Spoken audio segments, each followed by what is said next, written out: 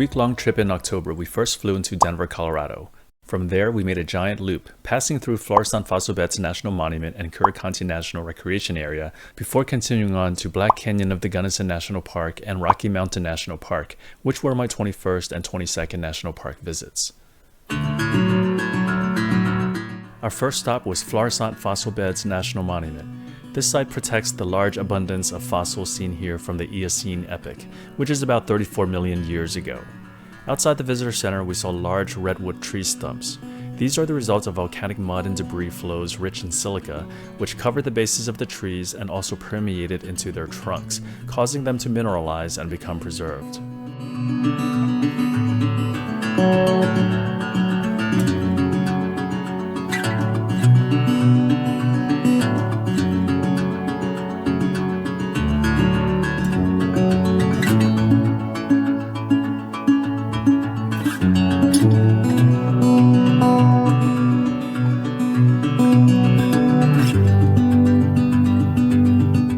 From Florissant Fossil Beds, we drove 2.5 hours into Gunnison, Colorado, where we would stay for the night.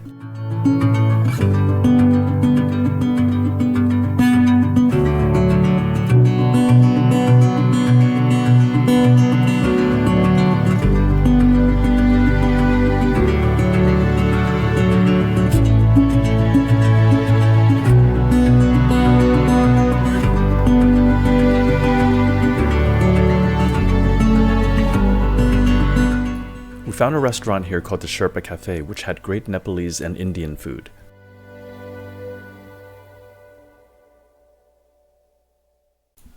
The next morning, we headed to Curecanti National Recreation Area. This site manages recreational facilities on 3 reservoirs and is a popular area for boating and fishing, although we were mainly there for hiking and to stop by a few overlooks. There was construction on a bridge traversing the Gunnison River, and fortunately, we were able to cross it without having to take the detour on a dirt road.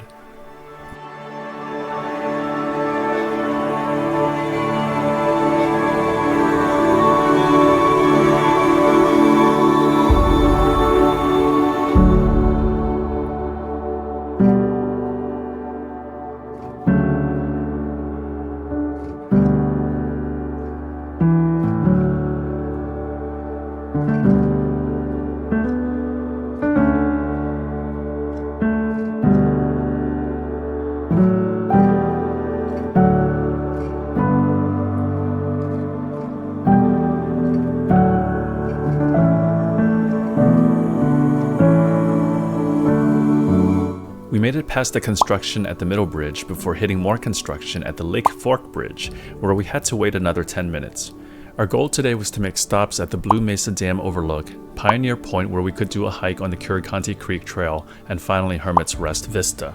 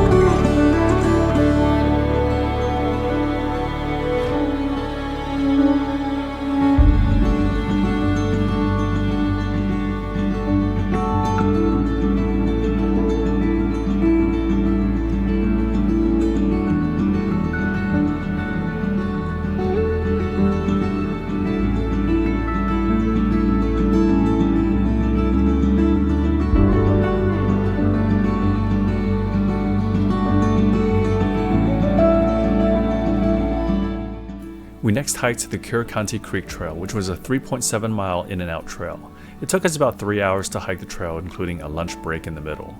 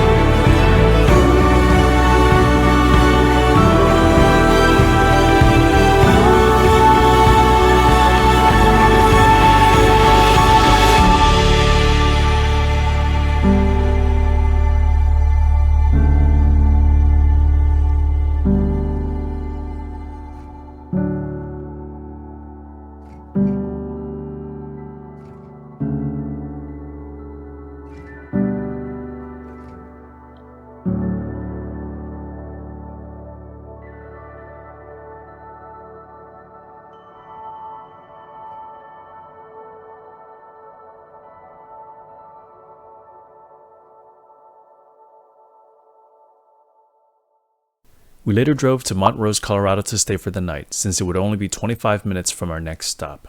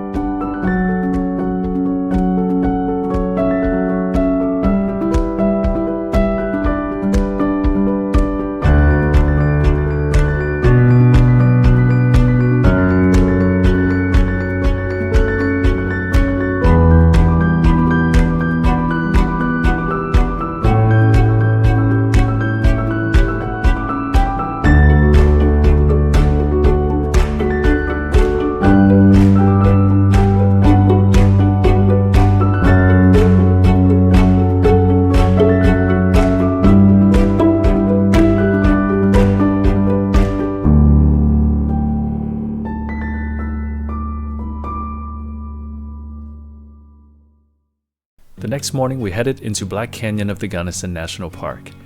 As you can see on this map, the national park surrounds just a section of the Gunnison River, where it forms the deepest section of the canyon.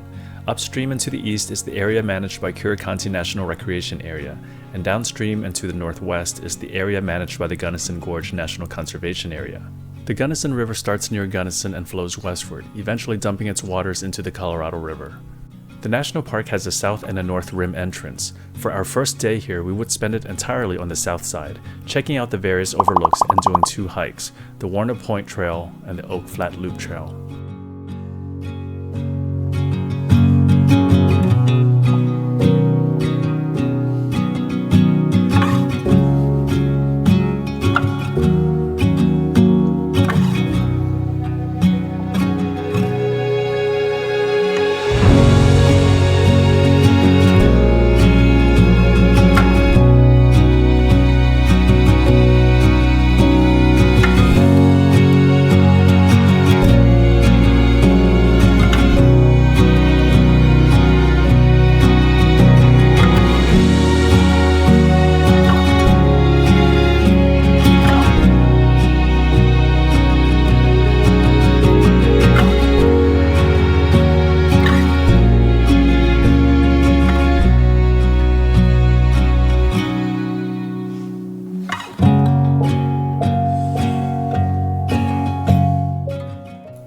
The park is known for its steep cliffs and the stripes that appear on the cliff walls.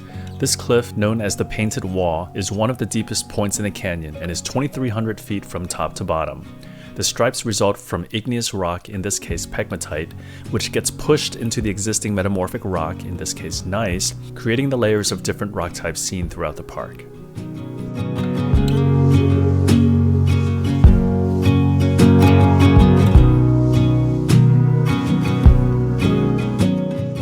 Black Canyon is so named because its steepness makes it difficult for sunlight to reach its depths, and because the cliff walls are often in shadow, they appear black.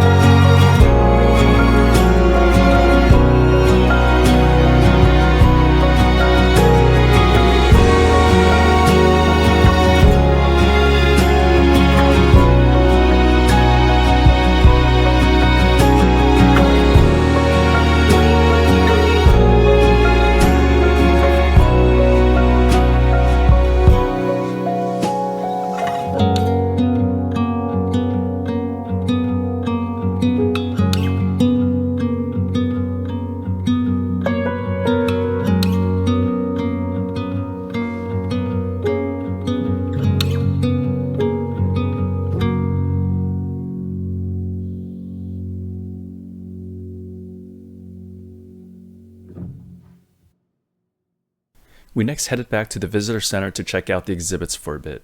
After that, we checked out Gunnison Point, which was an overlook right by the visitor center.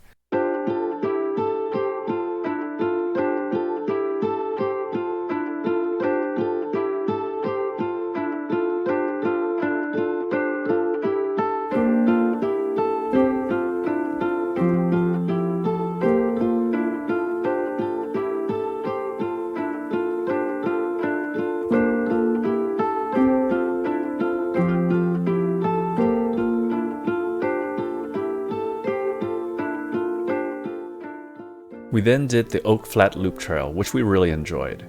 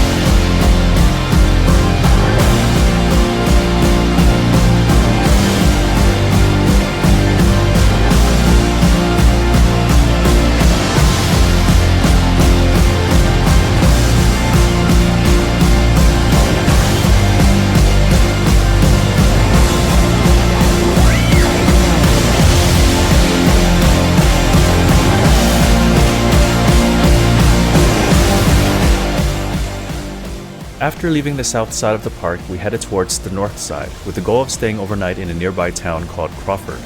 But first, we stopped in Hotchkiss, Colorado for dinner, since Crawford didn't have too many offerings.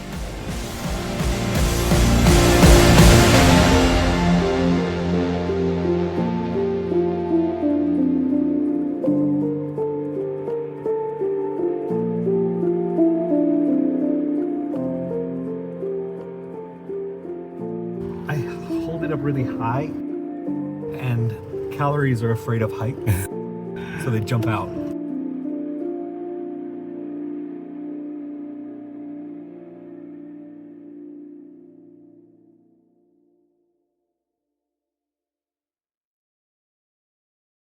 For our second day at Black Canyon, we explored the north side, again checking out the various overlooks and doing one hike here, the North Vista Trail to Exclamation Point. This was an easy 2.9 mile out and back trail.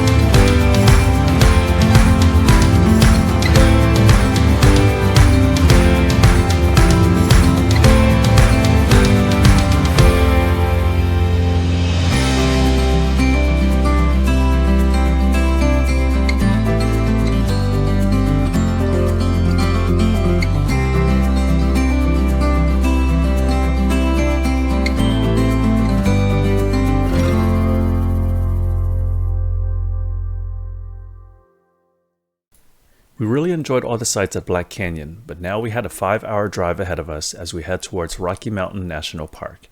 The original Google Maps route took only 4 hours and 42 minutes, but just a week before our trip, I discovered that this route took us onto Trough Road, a 24-mile section of dirt road right before Bond, Colorado. As we are not fans of driving on dirt roads, I remapped us to avoid that section. This added on an extra 20 minutes of driving, but I thought it was worth it as I have read that the Trough Road, though scenic, has been the site of serious accidents, and with no cell signal in that area, we did not want to risk being stuck there. It was a wise choice as our drive up to Rocky Mountain was uneventful.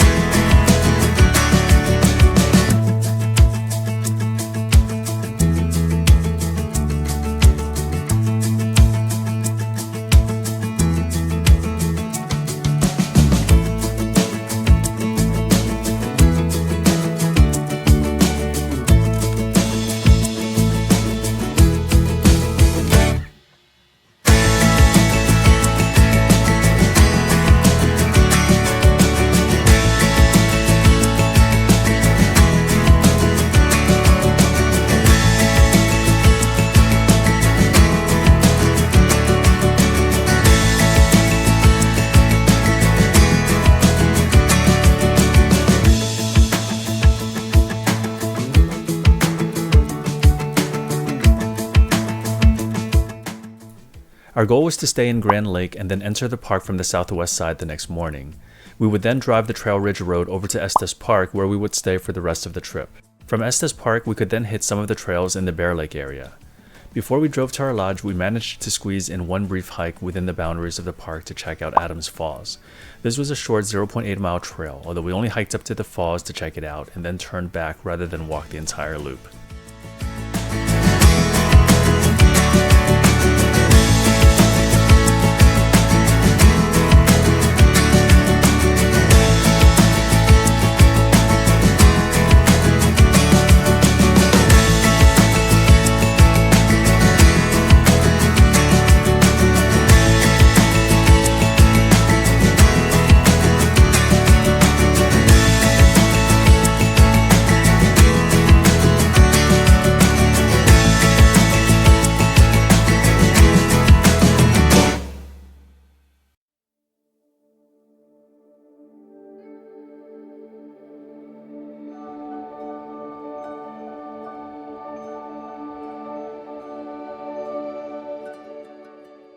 After stopping by the Kawanichi Visitor Center, we headed into the park and made our way to our first stop, the Coyote Valley Trailhead.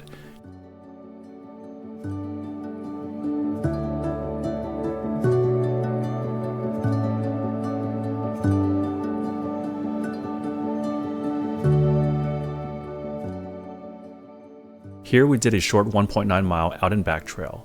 We decided to start off on an easy hike to get acclimated to the higher elevation.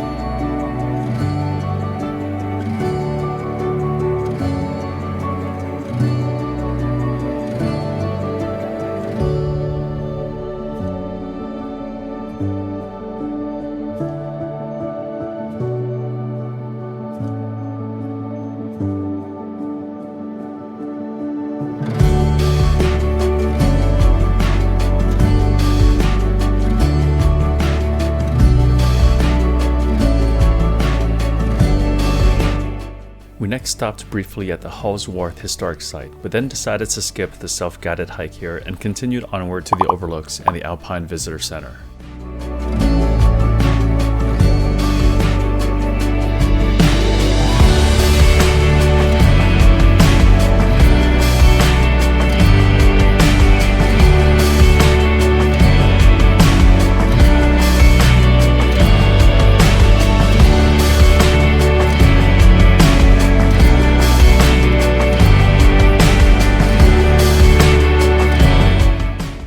When we approached this viewpoint, it looked really scary, as if there were a huge drop-off on the other side. Rand didn't want to get out of the car as a result, but I managed to convince him there was nothing to be afraid of.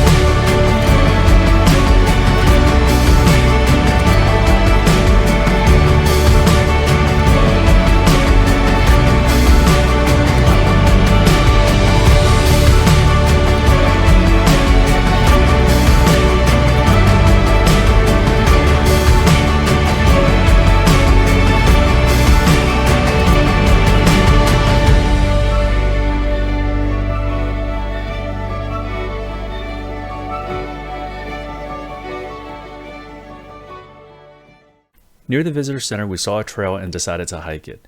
This was the Alpine Ridge Trail, a 0.6 mile out and back trail that takes visitors up 200 feet through the Alpine tundra. It was short but steep, and you have to climb about 225 steps to reach the top. It was definitely a workout.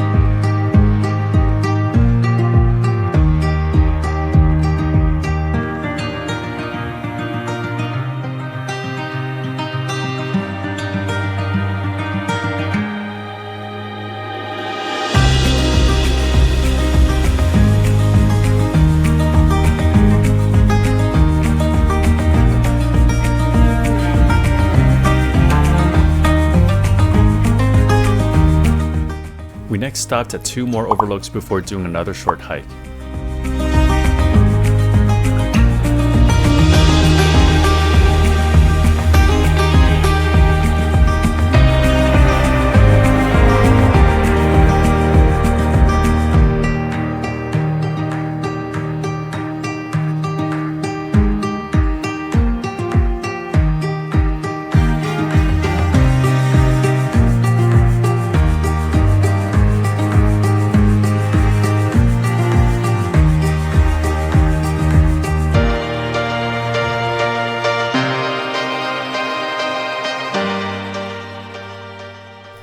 The Tundra Communities Trail is a 1.1 mile out and back trail with an elevation gain of 150 feet.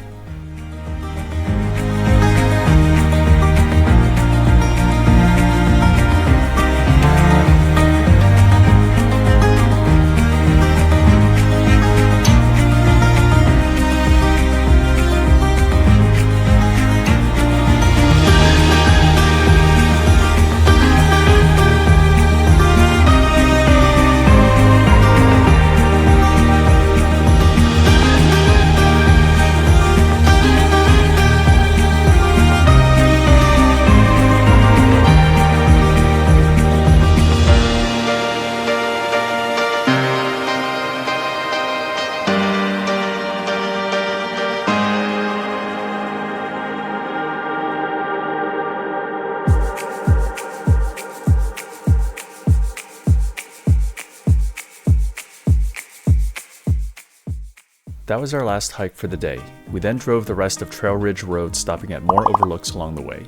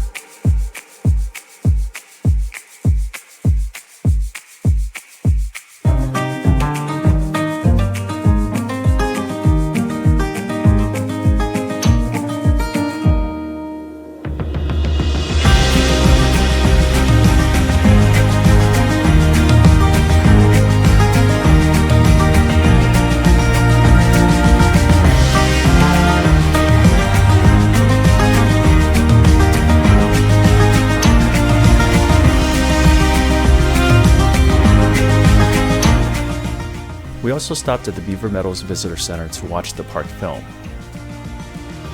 For the rest of the week, we would stay in Estes Park at the Stanley Hotel, which served as the inspiration for the hotel in Stephen King's novel, The Shining.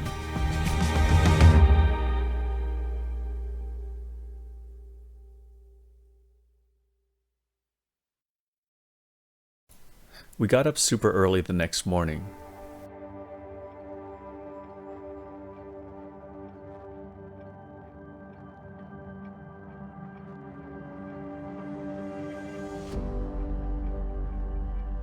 Today, we headed down to the Bear Lake area early to ensure we got parking.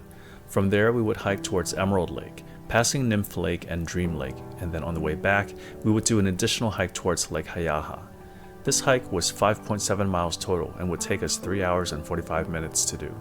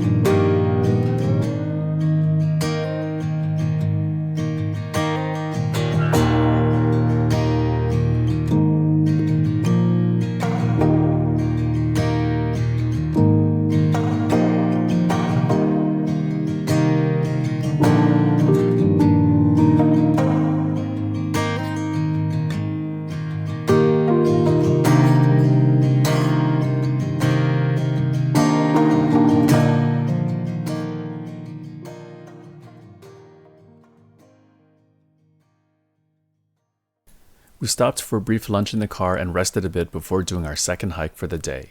This was a 3.8-mile hike that takes us around most of Bear Lake and then connects over to Bierstadt Lake. Once we go down the switchbacks to the parking area, we could then take the free shuttle bus back to our car.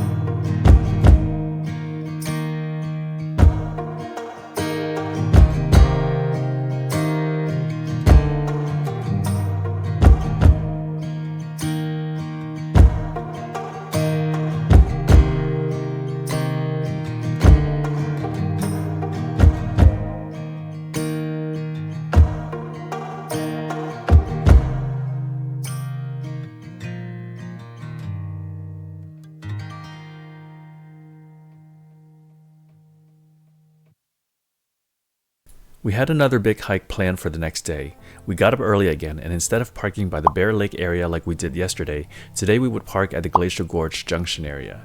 Our planned hike for the day was to hike to the lock and then Timberline Falls. If the weather's good, we could try to climb up the falls and then continue to the Lake of Glass and Sky Pond. Also, if we had time and energy, we could also swing by to see Mills Lake.